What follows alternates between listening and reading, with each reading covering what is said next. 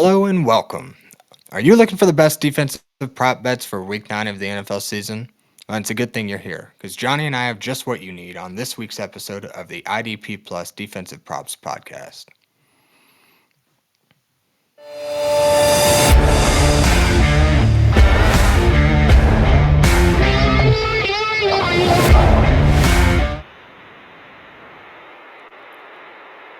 Welcome back to another week of the IDP Plus Defensive Props Podcast, where Johnny and I have been laying out 8 players for each, where we've gone in and we've done some research and considered either place bets of our own, or at least considered these guys enough to where we uh, were considering placing some wagers, or maybe we have them in some prop bets or something like that. But we've essentially done all the research. We're laying out all the information to you guys, so these aren't even really suggestions. We're just giving you the information, so you don't have to do all the digging that we did. So we'll just go ahead and get it started. I'll let Johnny go ahead and start us off with his first play of week 9 for the IDP Plus Defensive Props Podcast. What do you got for us, Johnny? So checking out the lines that have already came out for defensive props, specifically tackle props. What I'm liking this week, so far, I'll start with my lowest odds, most likely to happen, and that is Damar Hamlin. I like him at over 5.5 combined tackles. He's hit this in in 5 out of 8 games played. The first game he didn't hit it, wasn't really playing 100%. So it's like maybe you could say 5 out of 7, really, with an asterisk next to it.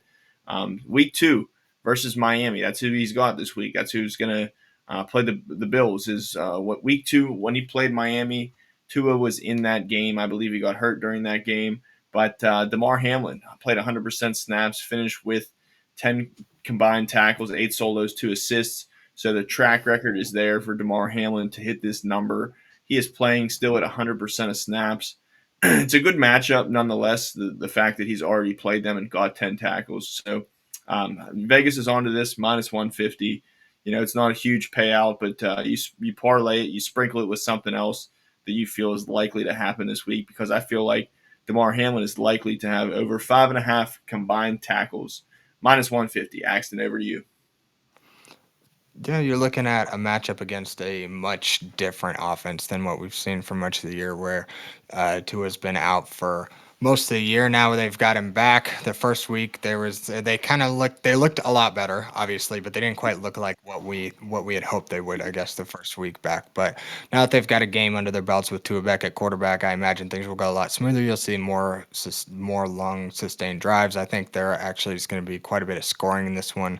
Buffalo is too vulnerable on the ground, I think, and Miami's just too talented all over the field to not exploit the weaknesses. And same with Buffalo; they're both very good coach teams. So you imagine that this is just going to be kind of a knockdown, drag out. Either it's going to be close one way or another. Both teams are going to score a lot, or it's going to be kind of a middling, around 20 points each or something like that. But it ought to be a good game. So I think Damar Hamlin's going to have plenty of opportunity to be on the field and make tackles, and he's a guy that really hovers right around that 5 tackle mark. He kind of gives you a good solid tackle floor, so I like that combined tackle mark for him.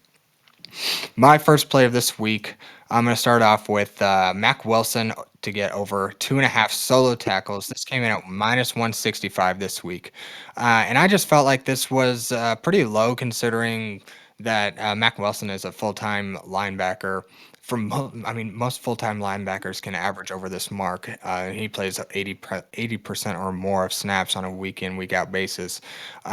And he's also got a good matchup against the Chicago Bears, whose rushing game has just been really ramping up as of the last 4 or 5 weeks. You've seen DeAndre Swift averaging well over 110 total all-purpose yards per game in that stretch since things just started clicking for him. So I like for Chicago to kind of be able to push the ball downfield a little bit and keep the Arizona Cardinals defense on the field for more chances to just go ahead. And I think this is something, honestly, for Mack Wilson that he could probably get in the first half. Three solo tackles for a middle linebacker. That ought to be cake at minus 165. He's hit it in 5 of 7 games, so sign me up for Mack Wilson over 2.5 solos. No full-time linebacker should have a solo tackle mark that low, in my opinion. So, yeah, sign me up for that one. What you Yeah, got good next, find John? there, Axton. 2.5. I like that. Very low marker. He hit it last game. I mean, the last 2 weeks, his tackle output is a little bit down, so that's probably working out in your favor why it's a little bit low. But you're right. I mean, playing over 80% of snaps at 2.5 is very low. Obviously Vegas is onto that one at minus 165. But I think this next one I got here at minus 115 is actually pretty good odds, and that's Nick Cross over 6.5 combined tackles at minus 115. He's hit this in 7 of the last 8. Vegas knows what they're doing in all aspects. They know what they're doing with this one because the matchup is versus Minnesota. Minnesota's a bad matchup for safeties. I'll be the first to admit it. Last week in Week 8, we saw Quentin Lake and Cam Curl. I believe they had 5 or 6 combined tackles. Curl was out for a little bit of that game, but the backup Kitchens only had 1 tackle too. So we're only talking between 3 guys, 5 or 6 tackles last week. Kind of game flow. Um, you know, I can't say anything great about the matchup, but the fact that it's happened in 7 out of 8 games, and the fact that you're getting close to even odds at minus 115. Nick Cross is a player, doesn't really necessarily the best playmaker in the league when it comes to being a safety, but when it comes to being a tackler, I believe only Buda Baker and maybe one other safety has more tackles than Cross. I think he's actually second so far in this season. So a guy who's going to be around the ball a lot. One thing about the matchup that I'm kind of putting an asterisk next to it is the fact that Minnesota gets back T.J. Hawkinson this week, so it's not exactly the same offense, the same bad matchup that we've looked at 8 weeks so far. I believe this week's going to be a little bit different. The offense is going to look a little bit different, and something that's happened 7 out of 8 times is a pretty good odds. So Nick Cross, I think he's going to keep leading, close to leading the league in tackles from the safety position. I think this is a good week to pick him. Yeah, I mean, just history says a lot about it. You've said he hit in what 7 games so far. Yeah. So I mean, you're in 7 of 8 games, and he's hit in all but one. You're looking at a guy who can produce even in matchups where it may not be the most favorable. Yeah, I mean, I have a hard time believing that he's played all the top 10 matchups in the first 8 weeks. You know what I mean? So it's just one of those things where the Colts second and third layers of the defense, the players there just kind of really eat up a lot of tackles. The defensive line is starting to finally get healthy, but it's kind of been something where all year these guys, Nick Cross, Jalen Jones, Zaire, EJ Speed, I mean, everybody past the defensive line is just soaking up tackles all year long. And if you can take advantage of somebody who's done it 7 out of 8 times to do it again, regardless of the matchup, this is going to be a game where Nick Cross is going to be on the field plenty.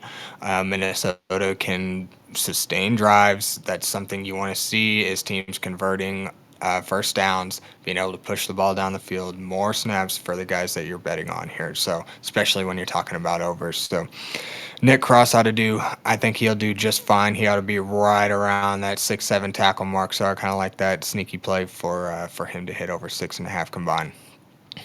Uh, so my next play here, my second play of the week is going to be Tremaine Edmunds under. I like this Chicago game apparently this week. You guys will find out throughout this show. I didn't even realize until I finished all of my notes. So I thought it was kind of funny. But no, Tremaine. Last week I bet on the total tackle mark, but I should have done my research a little bit deeper. Tremaine Edmunds is just he can have those kind of flashy games, but I found a little stickier metric where his solo tackle mark is he's hit the under in what's all but 1 game so far. He plays Arizona this week. It presents a fairly good matchup, or a pretty good matchup for linebackers. But you're also looking at the linebacker who plays more in coverage, where T.J. Edwards is more of that run stuffing linebacker for the Chicago Bears. So even though last week Tremaine Edmunds hit double digit tackles, he still failed to hit 4.5 solo tackles. So where I would have won the solo tackle line. Had I played that, I lost the combined tackle mark. So we're gonna make not make that mistake twice. We're gonna ride the surefire history of the solo tackle line, and hope that it can carry us one more week. With this matchup against Arizona, so I like the under for Tremaine Edmunds solo tackles, and that comes in at minus 115 here. So, what you got? Any thoughts on that, Johnny? And go ahead and roll us into your next play too.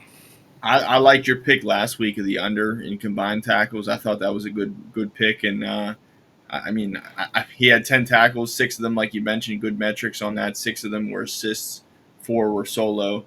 And I don't think this is the matchup. I kind of like his under on the combined as well. I believe it's 7.5, and I like this. Perhaps even more under 4.5. Like you said, the track record's there. It's a bad matchup versus Arizona. He did it. He excelled for you last week. Check mark. And I think in a bad matchup this week, and add another check mark to that list. So I like Tremaine Edmunds this week and get good odds on it too. Even though it's not plus, it's very close to even. So I like the odds there too. Moving into my next pick, and I'm going to give you my first juice pick of the week, and that is Cody Barton over 7.5 combined tackles this week versus Baltimore.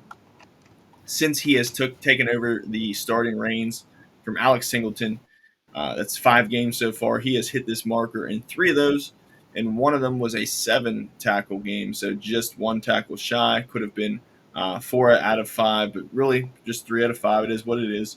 I'm not willing to bet. History has said, I've mentioned uh, Cody Barton a couple of times on the show. I've tried to chase the combined. I've tried to chase the solos. It doesn't work with this guy. You can't really gauge him. He's getting in a bunch of tackles. He's getting that 7 or more per game averaging, but to say whether they're going to be solos or assists is tough. So I'm just going to take the juice here. If this was minus 100, minus 120, probably not touching it. But at plus 100, I think Cody Barton in a game where Baltimore, I believe this is going to be a heavy dose of the run game. Derrick Henry, a lot is going to go up through the middle. You have Deontay Johnson now too. We haven't kind of seen them with him yet, but I still expect a heavy dose of Derrick Henry. I expect Baltimore to be up in this game, albeit not by a large margin. Denver has looked better, and for me, I just think that when Baltimore's up, they're going to run the ball. Derrick Henry's going to run it up the middle, and Cody Barton's going to be there to make a lot of stops. So again, something that if it's minus 100, not touching, but here we are with finding juice. So Cody Barton, 3 out of 5 games. Let's make it 4 out of 6, baby. Plus 100. Solid. Yeah, I mean, like you said, he's hit it. He's hit it 3 out of 5. One of those was just 1 tackle short, and honestly, both the ones where he didn't hit it, he was playing pretty porous rushing offenses where Vegas was still testing out the wheels on Zamir White, and he was falling quite short. I don't think they'd fully changed the reins there to go over to Alexander Madison, where you would have seen probably just more efficiency. He would have gotten to that next layer of the defense. So.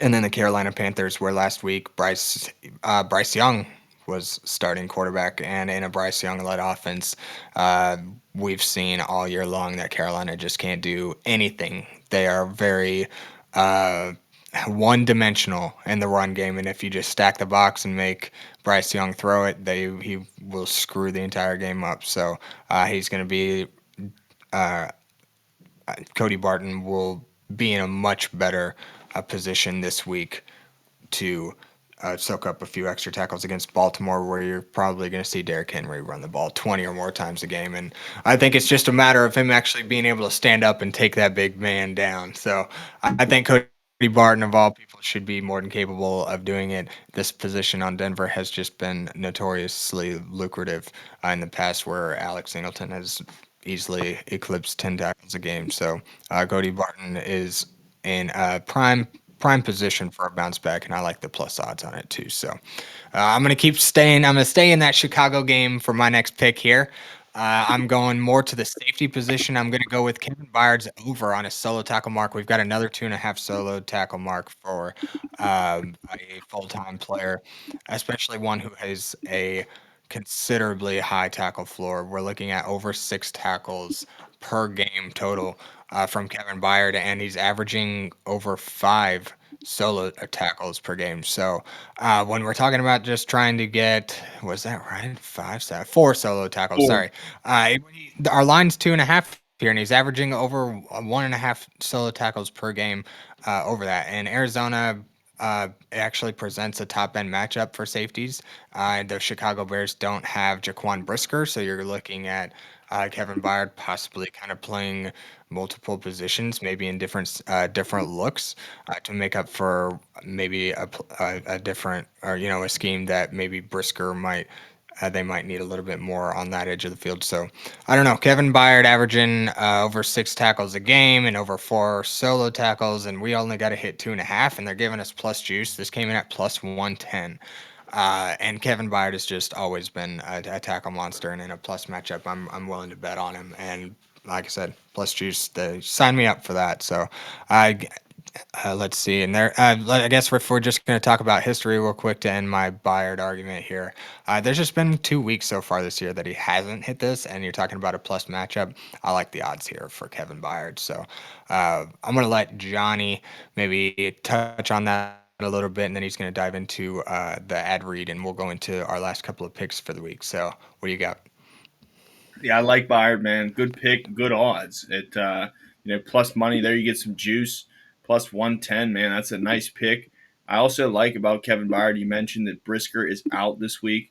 Over the last 2 games, which I believe Brisker was out in weeks. Well, really, they had a bye week, so we're going back to week 6 now. But either Brisker got hurt in that game or did not start. But in that game, he had 4 tackles, and then the past game versus Washington, 2. Talking solo tackles. So that's an average of 6 over those last 2 games. Plus, to go with that track record, how you said he's averaging 4. So his average is well above, not well above, but above this mark by a tackle. So I do like Kevin Byard this week. I think it's going to be, even though Arizona doesn't really give much to safeties historically, I think this game flow is going to dictate that they're going to have to throw the ball a good bit. As much as Chicago. Arizona wants to run the ball. They're going to have to, I think, throw it. I think Caleb Williams is for real. I think Chicago's defense is stingy.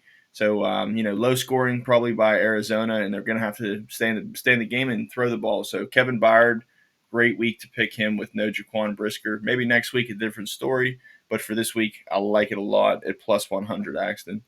So, moving into our promos, we are still doing the IDP plus 20% off promo here at the idpplus.com website. So once again, go to our website at idpplus.com, put it in a backslash and type in membership. And when you check out and use the promo code props, you will get 20% off site wide. So keep your season rolling with your IDP subscription, IDP Plus subscription. Get 20% off any subscription for a limited time with your promo code props and get access to our tools, data, IDP articles, and don't miss out on our subscriber Discord. So once again, check us out on idpplus.com if you are not a subscriber already. Axton, is it back to me or back to you? Yeah, I think I ended off before the read with Kevin Byard. I think you can go ahead and jump into your Oh, next one. last picks. All right, I'm gonna get juicy here. Save the best for last on this one, and that is Ivan Pace, madman these past couple weeks.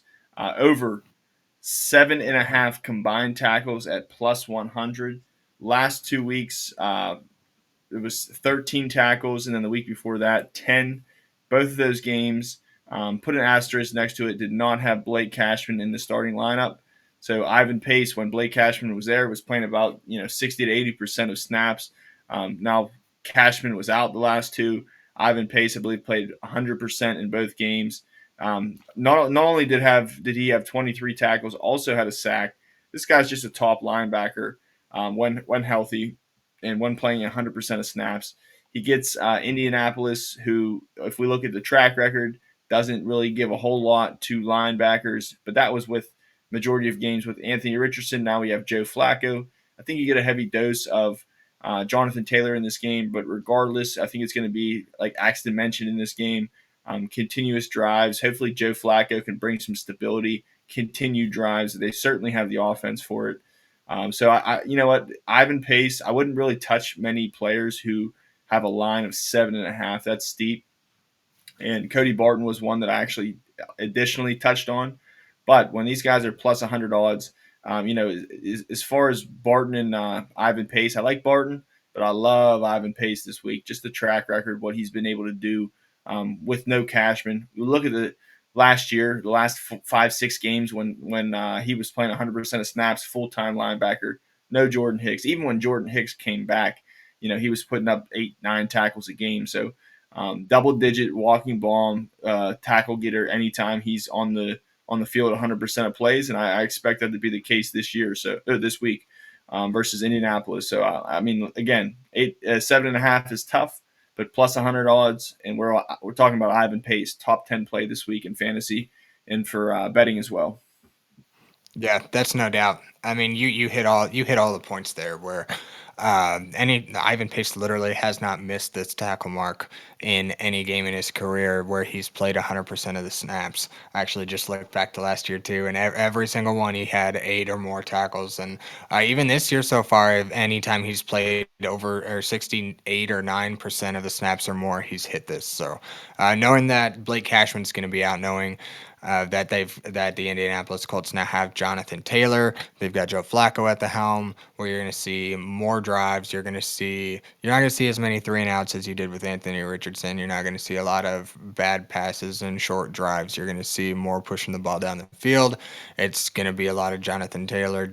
But there should be plenty. I mean, there should be plenty of opportunity for Ivan Pace to get his 7.5 tackle mark and continue the streak he's got going. So, I love that for a plus money play to kind of wrap up the show on your end there. My last pick here is going to shift over to the Detroit Lions game, where they play the Green Bay Packers. And I'm going with Brian Branch, a strong safety, to get over 4.5 solo tackles. Usually, this can be a pretty high tackle mark when you're talking about defensive backs, and at least with safeties sometimes. It's hard for them to average over 5 solo tackles a game, but Brian Branch is one of those guys that actually does. He all but one game. Green Bay is actually a plus matchup for safeties. I know that Jordan Love is questionable so far. This actually kind of feels like some kind of plays that we've seen so far this year where they don't give a lot of information on the starting player. So teams go ahead and prep for the backup. And then you end up seeing the starting player either come in or, there's some sort of trickery here, it feels like. But even still, with this coaching scheme and this offense, Malik Willis has proven viable as a quarterback for the Green Bay Packers. So I think you're probably going to see less passing if we have Malik Willis, but you're still going to see some successful drives where you're going to see a healthy dose of first downs. Scoring opportunities. I'm sure they will still be able to push the ball well down the field and give Detroit plenty of opportunity, especially the second and third layer, because now you don't have Aiden Hutchinson just kind of hounding the quarterback and shortening drives for opposing offenses. You can kind of see the quarterback get a little bit more comfortable now that they don't have Aaron or Aiden Hutchinson's 10 pressures a game looming over them, and they're going to give this to us at plus 135. And Brian Branch is, like I said, he's averaging over this 4.5 solo tackle mark, and he's only missed it in one game, and we have a plus matchup. So sign me up for a guy who's just been on a tear this year, and for a line that he's hit 80+% of the time, and for plus money, I will take that all day long. So that's going to wrap it up for week 9 of the IDP Plus Defensive Props podcast. And I just want to remind everybody to, stay within your means. Don't outdo your budget.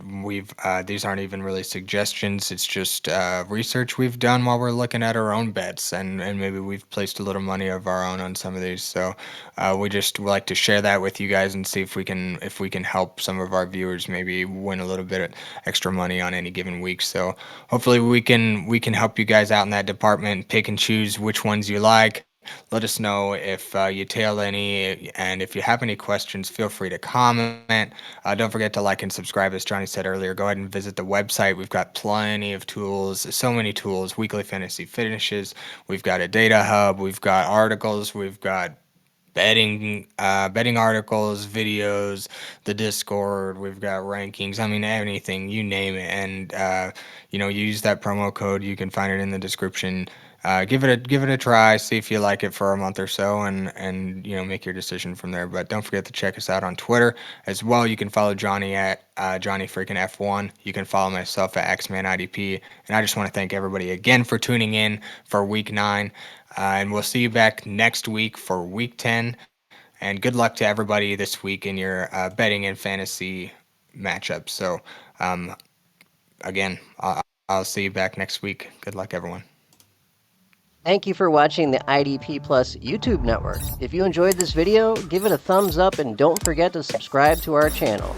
Be sure to tap the bell icon to get notified whenever we upload new content.